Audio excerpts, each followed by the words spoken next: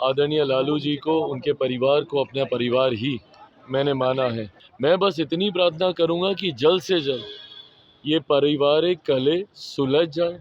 मेरे भी भाई बहन हैं ये सब। ऐसे में मैं चाहूँगा कि जो भी दूरियां हैं, ऐसे में उनकी भावनाओं के साथ मैं पूरी तरीके से हूँ। एक भाई होने के नाते मैं भी उनकी भावना के साथ हूँ। हकीकत ये है कि ये लोग हार को पचा नहीं पाते और हार को ना ये लोग समझते नहीं हैं।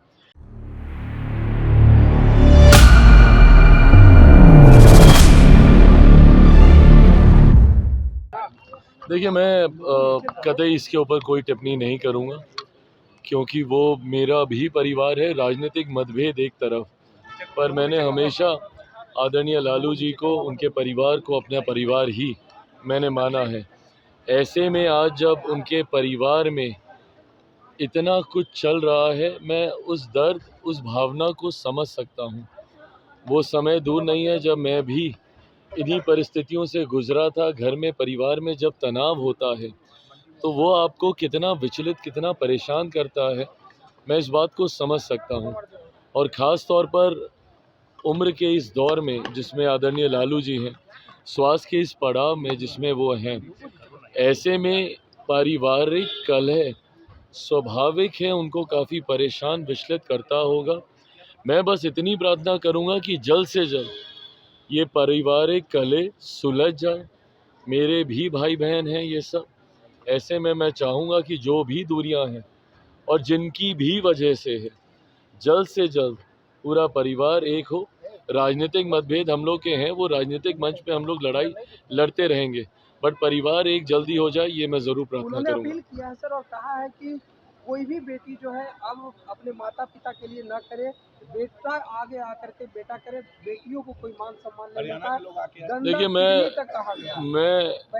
मैं उनका दुख मैं समझ सकता हूँ, और जब बेटी ऐसी बातें बोलती है तो सोचिए वो घर से कितना परेशान हुई होंगी। ऐसे में उनकी भावनाओं के साथ मैं पूरी तरीके से हूँ। एक भाई होने के नाते मैं भी उनकी भावना के साथ हूँ, और मैं कतई इस बात को नहीं मानता कि शादी के बाद ससुराल ही बेटी का घर सब कुछ हो।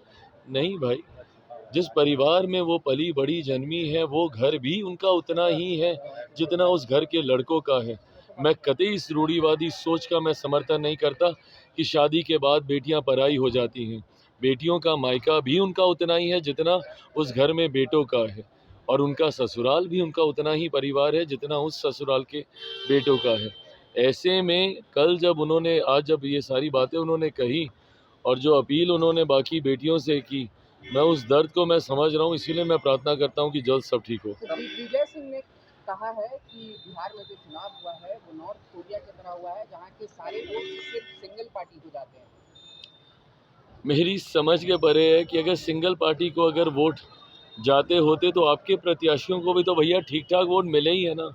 जब सिंगल पार्टी को ही दे देना होता तो हम लोग, एग्जैक्ट डेटा मेरे पास नहीं है, बट 38, 40, 42% या 45 जो भी परसेंट वोट आए होंगे, उससे हम लोग सरकार क्यों बनाते? फिर तो हम 80%, 90% से हम लोग सरकार बना लेते ना।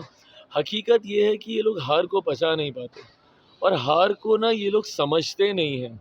बहाना थोपने के चक्कर में कभी मंथन ही नहीं कर पाए। राजद जैसी पार्टियों को तो मंथन करना चाहिए कि भैया 2005 से ये पार्टी खत्म क्यों है। 2005 में जब से मुख्यमंत्री आए, 2010 में भी यही परिणाम था, 2015 में भी यही परिणाम होता अगर नीतीश कुमार जी उनके साथ नहीं होते, और 2020 में भी यही परिणाम होता अगर यूनाइटेड एनडीए होता, चिराग पासवान अगर उस वक्त अकेले चुनाव नहीं लड़ रहा होता। तो 2020 से राजद जैसी पार्टियां समाप्त हैं, और कांग्रेस का तो कोई वजूद पहले भी नहीं था, आज भी नहीं बचा है। तो ये मंथन करने की बजाय ये जो ठीकरा फोड़ने का काम करते हैं ना, इसी सोच ने सर्वनाश किया है इन लोगों को।